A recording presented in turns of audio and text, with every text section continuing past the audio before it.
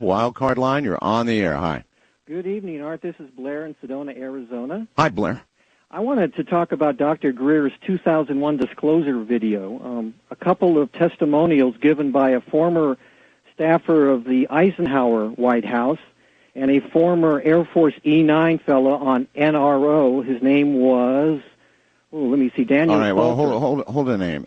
I'll tell you what, you're calling about Dr. Greer, right? Yes, I am. All right. I've interviewed Dr. Greer over the years, right? Yes, sir.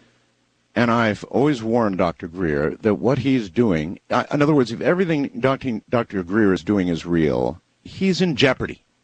He's potentially in jeopardy. If he's going to pry a secret from the government that they don't want pried open, then he's in jeopardy, isn't he? That is so true. All right, I want you to listen to something. All righty. All right, I want you to listen very carefully to what I'm about to play, and then I want to get your reaction to it. This appeared on Dr. Greer's telephone. Mail for CSETI number. That's Dr. Greer's wife, I believe.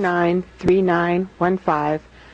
Recorded message dated July 19th, 2004. The time is 12:35 a.m. 7th. Saved message.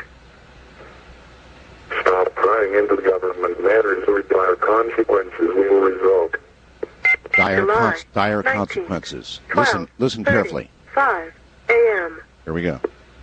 4 is not a valid entry. To repeat this message, and here it comes. Stop prying into the government matters or dire consequences will result. All right, there you've got it. Stop prying into government matters or dire consequences will result. If you got that on your phone, how would you feel if you were Dr. Greer? Well, having seen Dr. Greer at the conference in Laughlin, Nevada, I would pursue on, realizing that this is a democratic republic and the government's supposed to be working for us, Art. Do you think they are? Well, at this point, there is some challenges. It's one of those situations where when Ike said, beware of the military-industrial complex at his farewell address, it was brought to light in his video that certain of these companies were involved in the UFO phenomenon, and Ike wanted an independent civilian oversight. Do you think that the military-industrial complex is behind the aircraft that we're seeing in our skies, or how much percentage of probability do you assign to the possibility these are others from elsewhere?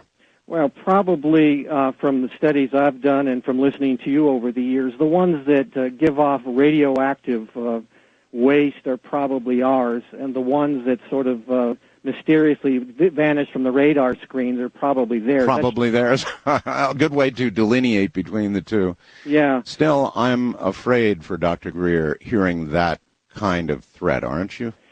Yeah, but, I mean, we got things going on now where the link between what these gentlemen are talking about with these companies and electronic voting becomes even more clear, and that was the thing, this proprietary secret that used to be a public trust of voting now is being sponsored, according to Bev Harris, she was with George Norrie in February, by 12 companies. And they helped put the $4 billion of taxpayer voter money to help get these machines. And get this, they're all defense contractors, government procurement agencies, Lockheed Martin, Northrop Grumman.